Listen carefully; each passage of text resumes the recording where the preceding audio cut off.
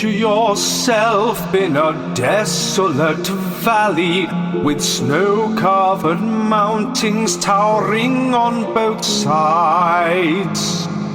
It all opens up, and suddenly before you, a miracle, a sight for sore eyes. Cut in the mountains, the place that you seek, now is just moments away. The journey that chilled you and made you so weak is now done.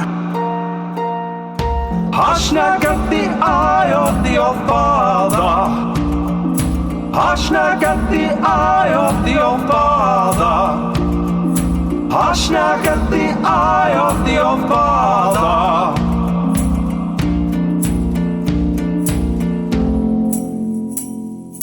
Days and days we battled through the cold to find this place. A look of joy and sheer relief descends upon our face.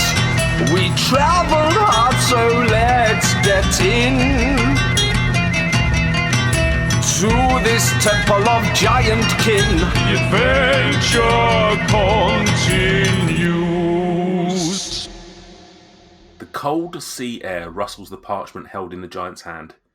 Its current courier does not want to risk losing it in his bag, so keeps it in sight at all times, grasping it tightly. The parchment is not a sentient being, and so cannot understand the part it may yet play in this world. Until a few days ago, it sat dormant, empty, uninteresting, until a human hand in Mirabar reached towards a pile of them, randomly picking this piece and tattooed it with purpose. Now scrawled against its side sits information that is unimportant to most, but vital to some. It has already passed through the hands of at least 3 others since those humans, and it still has others to move through if it is to reach its intended destination. The hands holding the document have become clammy and are gripping it so tightly that some of the ink has started to bleed through to the other side. Eventually the air around the parchment stills as the ship docks, and it is now carried on foot to its next owner. It cannot hear nor understand the conversation taking place around it as it moves from one set of hands to another. It is gripped less tightly now, but folded out so that new eyes can read it. A slight tremor in the hand sees the corners shake in midair, but it remains in place. The parchment is on the move again, this time at pace, tucked inside armour, protected from the snow and mist all around. Over the next 30 minutes, the parchment sees a total of 3 new owners, as well as 5 more who consume its contents without directly holding it. Eventually, after a long and arduous journey, it arrives in a room, not one that it was intended for, but its final one nevertheless. The parchment exchanged hands once again, is read once again, and folded back in place once again. The only difference here is that it is then destroyed, and the addressee, Jarl Storvald, will never be told that Harshnag the Grim has returned to the north. Not too far from here, a group of heroes are looking to discover the contents of something much, much larger. Right, gang, you stand before a ravine and a causeway. You stand opposite the Eye of the Allfather. You've taken 10 days travelling through this snowy wintry north to get here. Harshnag is just awestruck by this moment of seeing this place, which, whilst he knew existed, perhaps didn't quite believe it. Before we cross this stone causeway, I want to hand over to you guys and let's have a little recap, a little catch-up as to why you're here, as to what events have led us to be at the Eye of the Allfather. We've been recording now for 3 years, is it? 4 years? Nearly 4 years? 3.5 years? Blimey hell. Tell me about the giant story that you know so far. The Ordering. Yeah, so it started off in Nightstone, didn't it? Where Nightstone got attacked. And we were trying to work out why the giants descended on Nightstone. Which I believe we found out... I can't remember who we found out that the Ordering was behind it. And there was a breakdown in the Ordering. So... Sephiroth first told us about the Ordering. Okay. Yeah. So that's after we came out of Anvil, is it? Yeah, so taking a step back at Nightstone, also the stone that sort of stood in the centre of Nightstone, the thing that gave the name to the town, was stolen. And you went travelling to see if you could find out more information and came across Zephyros, who told you about the Ordning. What is the Ordning? It's basically just the rules of giants, the hierarchy of giants, isn't it? It And is. it's now been ignored, so all giants are kind of fighting to see who's going to be the top giant class, I guess. It's essentially an allegory for the Tory party of 2024. Well, for the last 15 or so years, actually. An allegory? Yeah, I've picked Sam up on that was a pronunciation car. a bit more. Yeah, it's an allegory, isn't it? Is that how we pronounce that word? Yeah, allegory. Oh, an allegory. Yeah, not an allegory. An Austin allegory. I apologise. No, you can't. No, you can't just gracefully apologise. That ruins the banter. Yeah, we've got to take the piss out of it I'm for sorry, the next Glenn. 3 years. I'm glad I know the correct pronunciation now. I mean, I didn't pick up you guys on mispronouncing. The ordning. The ordning. It genuinely sounds fucking weird to me when it's the ordning. Yeah, I mean, it was. I guess it was presented to you by Zephyros or Zephyros, as you like to call him, or is it Zephyros? Like, do you think that the Z is a? I don't know. Okay, so Zephyros obviously told you about the ordning being smashed, and there being no ordning and giants and all that. Since then, obviously, it's been fairly giant-like. You've come across one or two here and there. Obviously, the biggest one you've come across since then is obviously Harshnag, Lad. who you met outside of Zymorphan Hall. Like him. Very keen on him. Why? What? From that point to here, like, what has he told you? What have you learnt from Harshnag about himself, as well as why you're here? Harshnag was one of a famous quartet, was it? Or group of vigilante. Were they all giants? Vigilante. No, I believe he was the only giant in Force Grey. Force Grey, which is basically like X-Force, if you're familiar with the X-Men comics. Yeah, exactly what it is. Is there a giant in X-Force? Cable's quite a big lad. Yeah, fair enough. Did he anything else that you recall him telling you about the ordning? There was a fairly chunky thing That he told us about the ordning.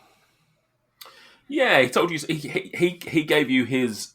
He suggested a reason why he thought the ordning, or something that had happened around the ordning going down, a particular event. I don't think I took note of this, so I'm going to have to relate. I almost rely certainly on didn't. Mike Almost here. certainly didn't. Agalon does to rule Neverwinter. Loriga, I don't think that's part of this. Quinch the King, Humble. Was it something to do with the titular Storm King? There we go, King Hecaton. That's Does the that one. ring a bell? Yeah. Ring a bell with anyone? Anything that happened that he suggested with King Hecaton? He had a bit of a tantrum. Don't know. No. I mean, it cut some other giant's head off just for Ah. fashion then. Yeah, King Hecaton, I do have that. Anam King Hecaton. Oh, gone. Anam is the All-Father / the god of the giants. That's correct. Anam is the main god of the giants. King Hecaton was the leader of the storm giants. Oh, he's gone missing, yes. There we go, and he has gone missing. Now, whether or not that's a reason for the ordning coming down, or whether or not that's just a coincidence or something that happened after the ordning, he doesn't really know. It's just something he's heard through other giants that have perhaps got interactions with the storm giants. What's the Eye of the Allfather? It's the Temple of Giants. It's a very mythical temple of the giants. Do you recall what particularly he wanted to come to the Allfather for? Was it something to do with question to find out where Hecaton is? Basically, yeah. He believes that there is an oracle at the Eye of the Allfather, and hopes that he might find some answers as to why the ordning's down, why Hecaton, or where Hecaton is, and things of that nature. Essentially, what I'm trying to do is just to solidify a few little events in your mind, because this is a bit of a crossroads place where we are now. This is going to kick us on to the end game, realistically. Everything up till now is a bit of a amuse-bouche of a game, 4.5 years of that. But this is where we're going to start seeing things ramping up and the storyline essentially taking full focus. And so just keep that in mind, I guess, all those sort of things, because you never know if you might need them. Who was the giant a couple of episodes ago that we mentioned who did cut someone's head off then? Duke Seltzer. So you had one of the cold openings. Was it the Stone Giant? It was the Stone Giant, wasn't it? Are they the Duke? I always forget which is the naming conventions. The Jarls or the Frosts? Would you like the naming conventions? Yeah. Okay, Hill Giants are run by chiefs. Yeah. Okay, you've not actually come across any chiefs yet, but just to give you that little bit of tidbit information. You've then got the Stone Giants, who are Thanes, run by Thanes. Well done. Then you have the Frost Giants, which is a Jarls. Yeah. A name you just heard a minute ago. Jarl Storvold. Yeah. Does that name ring any bells to anyone? It does. I do have Jarl start spots in my notes. What have I got here? Storvold was... Svalbard, domain of Storvold. Storvold was Harshnag's mate. Yes. A giant lord. He valued Harshnag's inner strength. Yes, although they started off as enemies. Yeah. That's correct, yeah, well done. Then we have the Fire Giants, which are the Dukes and Duchesses, I guess.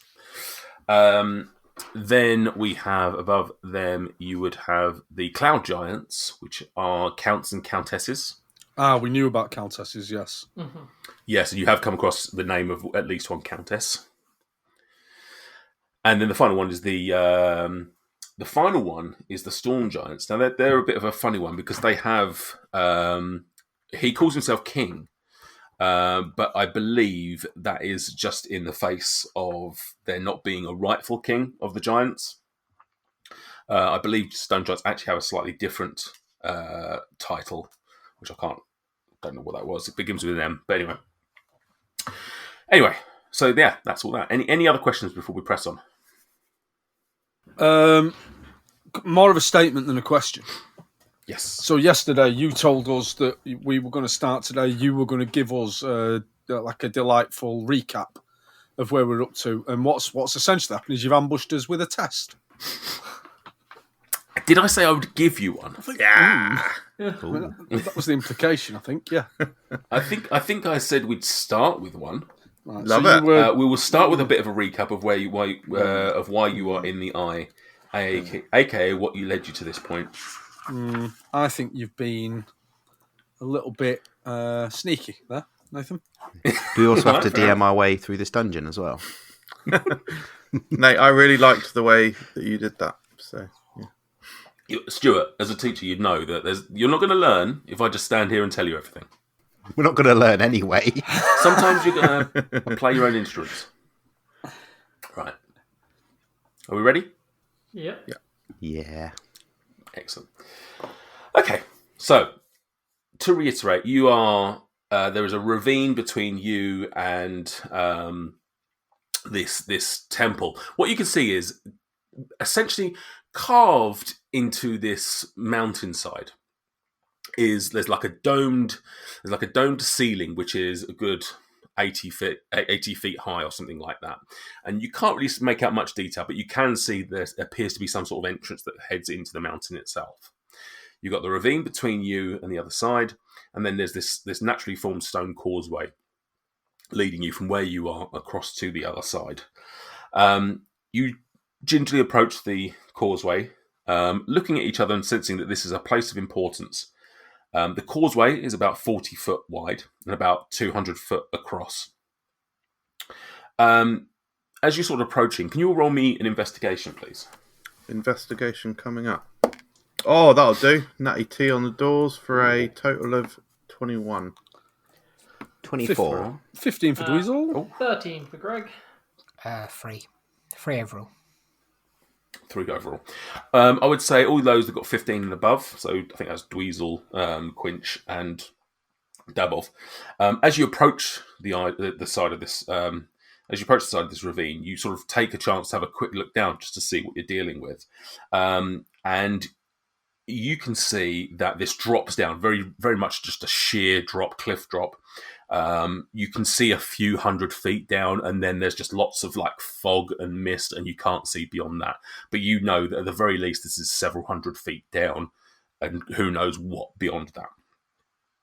The wind is quite, is whipping up around you, but by no means are you being thrust around or anything like that. So you know that crossing this stone causeway is going to be difficult.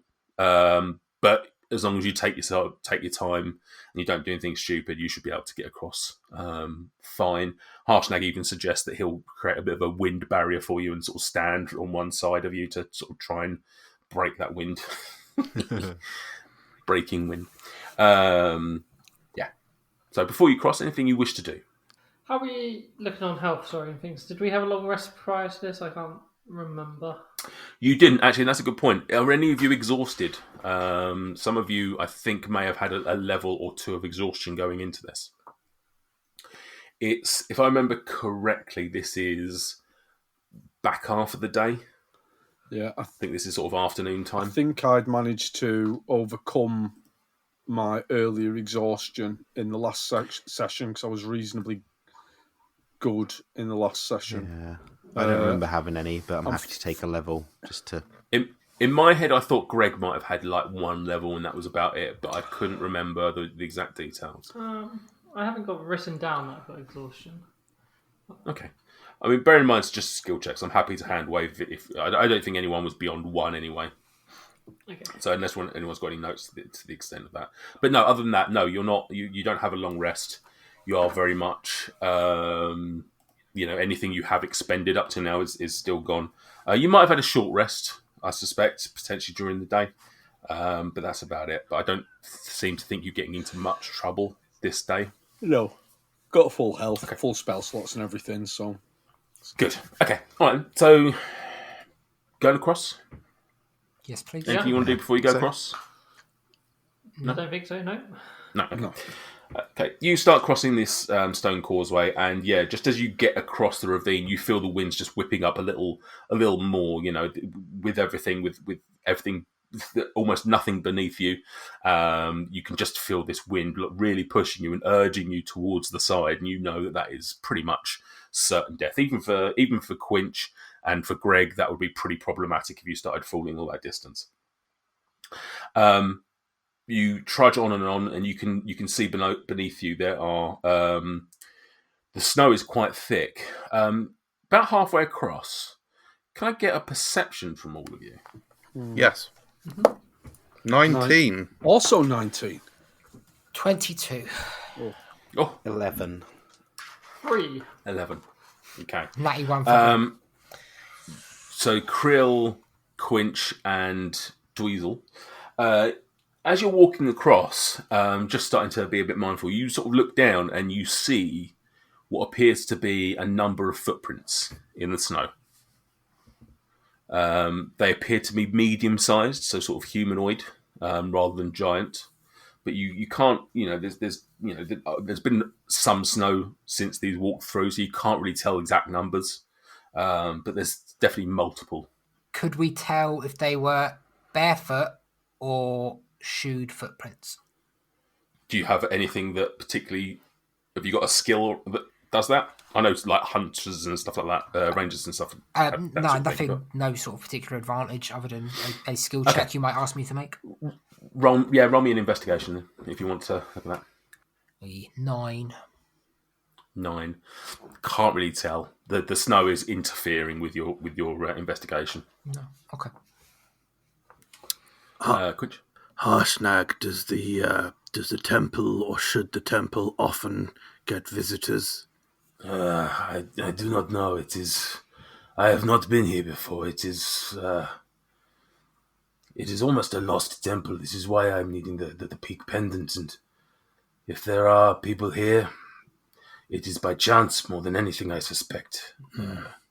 It has been a long time since I've been this far north. I do not know who is aware of this thing, of this place.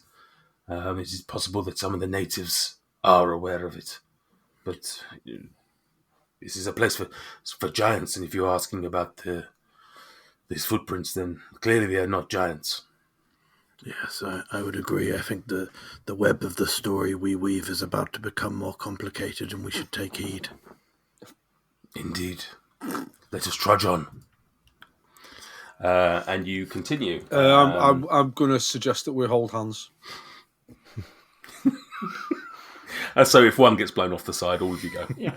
Nice, I like it. Suicide pact. Excellent. When you introduce this idea to us, do you say why, or do you just say we should hold hands?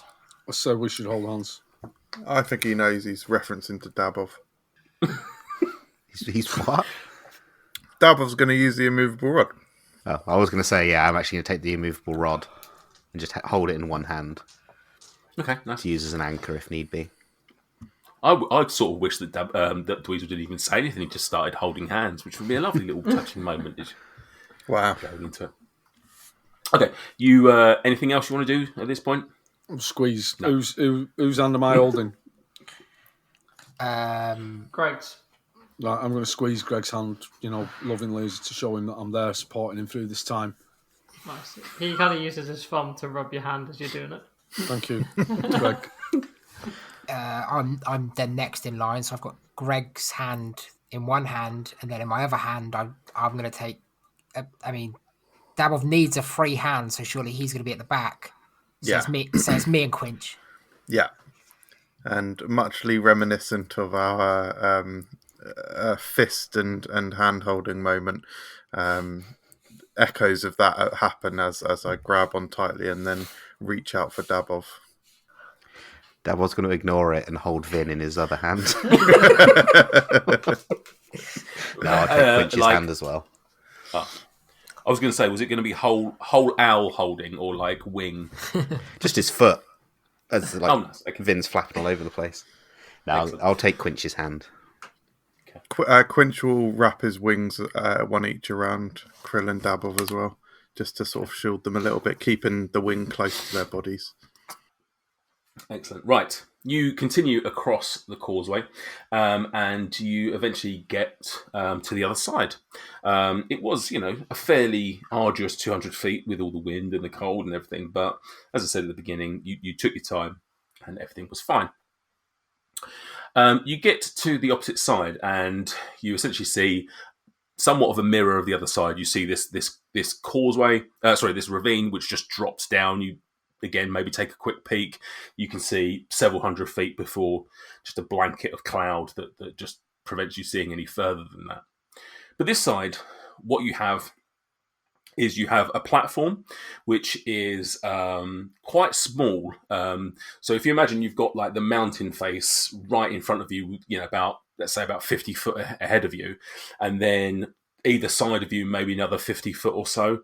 And that is basically it. You've got very little room to move here until you potentially go inside.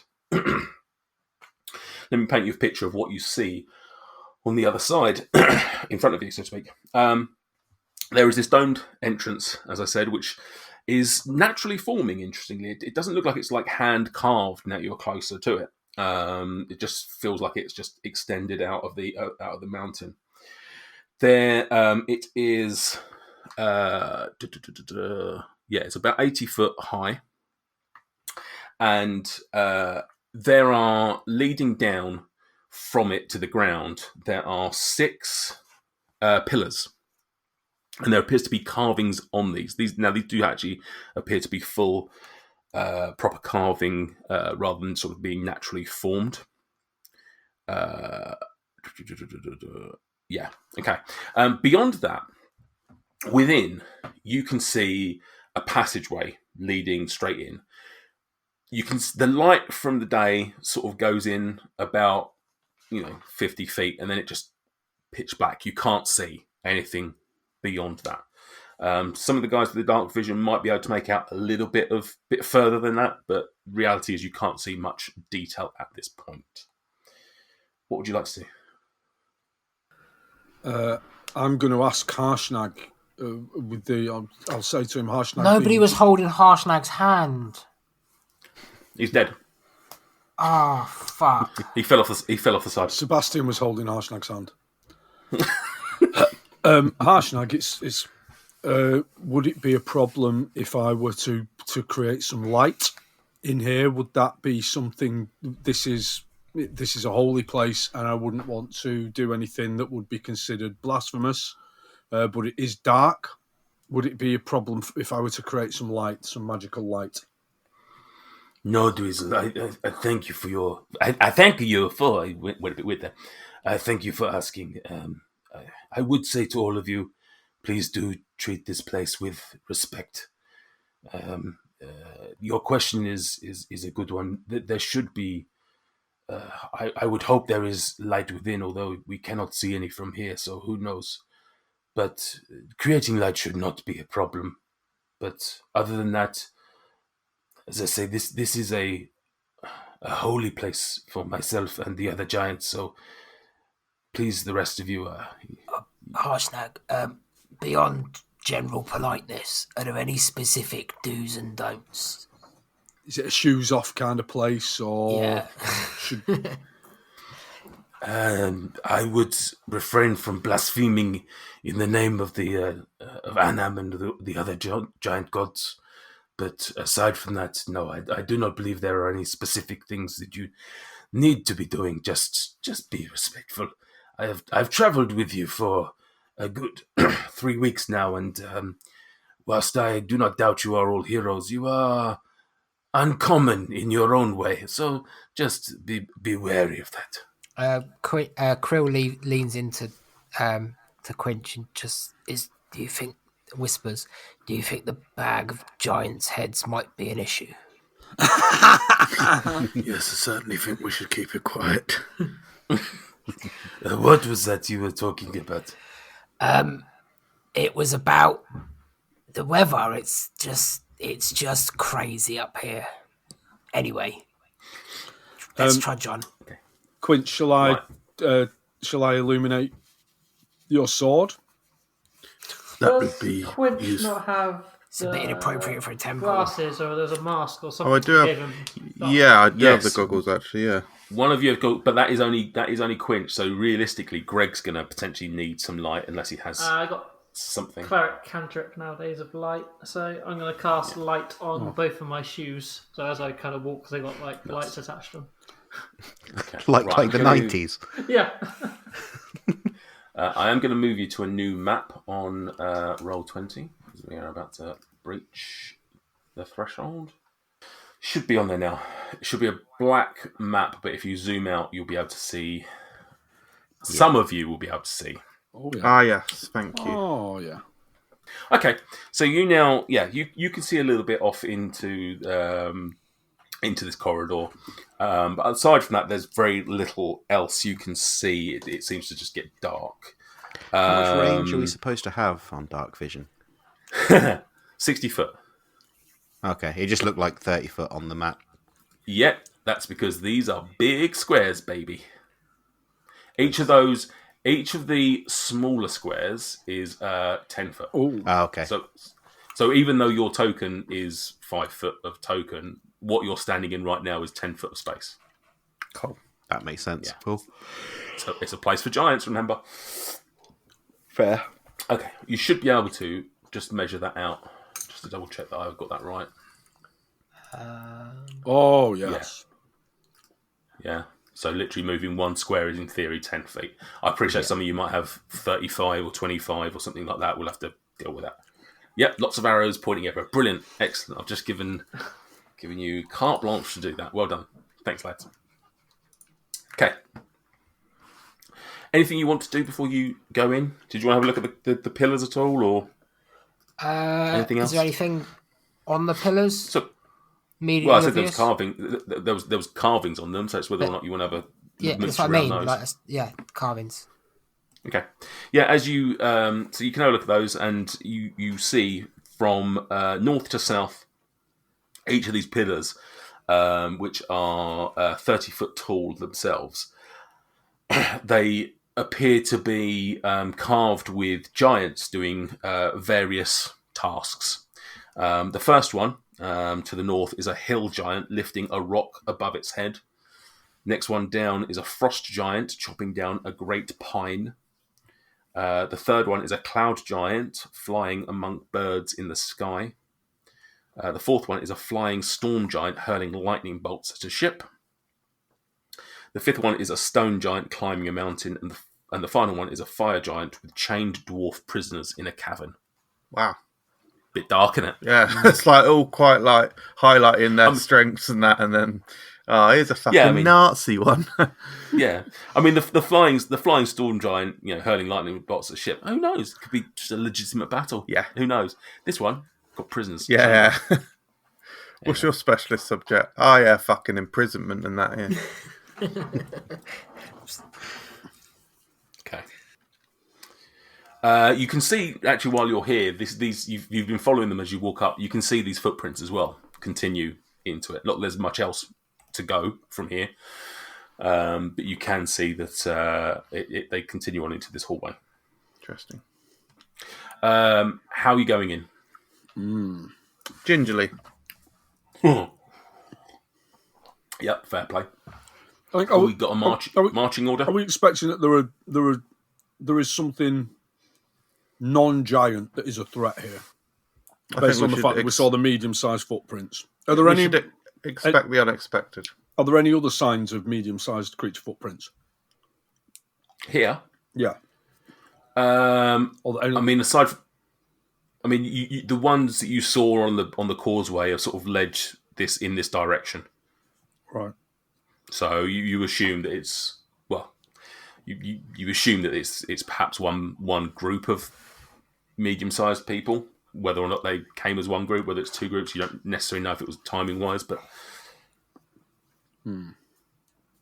marching order. I think Greg, you go in the middle somewhere because I can't see much.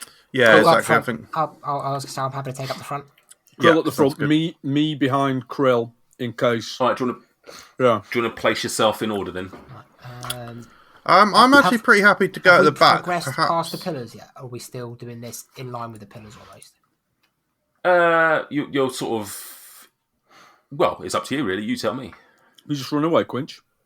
No, if I go at the back, I'm thinking if I hold my wings out, I can give us a bit of cover from the rear, just to give us some semblance of security and shielding us from vision, maybe, if people are seeing. I don't know. Okay. Harshnag will go in the middle with Greg. So you've got a big chunky boy front, back and middle. Dabov has skipped the line and gone ahead of Dweezil. Well, I was waiting for Dweezil to jump in second, but I've stepped out of the way and offered the second space to Dweezil. Dweezil will fire. I like the idea that you've... Greg's going to... Dabov's going to move back one and then look at Greg expectantly as if to say, do you want to jump in? No. Then Dabov will take his place third in line, if I could. Right, so you can move yourselves into the hallway. Krill, do you want to move yourself in slowly? I would suggest one square at a time. 10. Well, is that... Yeah, do 10 at a time. And I'll just assume that everyone is. All the dynamic light is exciting. Got to sit and move our tokens. One at a time. I'm concerned that Greg's fallen behind. Krill, wait. It's fine. It's fine. It's really hard to move with you guys when I can't see anything. Well, very little anyway. This is going to make great podcast if we're just moving our tokens around and not saying what we're doing. It's fine. You start walking in, and you see this passageway appears to be 40 feet wide, and it's about 40 feet wide and heads up at this point 60 foot. Interesting. What are the walls like? Have any of you got a... Sorry? What are the walls like? The walls are... at the start of it, as you sort of first went in, it was all sort of fairly naturally forming. But as you're getting further and further into it, you can start seeing that it's starting to be smoothed down. It's not tiled or anything like that. But it is clearly been... chipped away at and smoothed down and presented in it's starting to become more and more ceremonial as you go into it. Yeah, Quinch will notice that, won't he? Oh no, not ceremonial. What does Quinch check if things are? Not rhythmic, no. Religious, no. Rhythmic. Well, did Quince check all the way back in Nightstone? Early days. Quince liked to check if things were... Oh, I can't fucking remember. Wasn't it ceremonial? No. Ritualistic? Ritualistic. Yeah. Oh, yeah. That's it. Yeah. Okay. So it's about 40 foot across, 60 foot high, and you can just start seeing at the sort of end of your sight. You can see that to the left and right of you, there appears to be platforms a bit higher up. You can't actually see this on the tokens at the moment, but you, in theory, would be able to see this. If you move yourself forward about 20, 30 foot. Go on, Crow. Assuming that's what you want to do. Yep. Okay. Oh. You can now see those. Another delicious episode in the can. Thanks for listening. You can find us on social media. Maybe you could share your favourite moments with us. If you have any friends or family that you think would enjoy the antics of the circus, we'd appreciate it if you told them about our podcast. What is this voice? I don't know, but isn't it just so?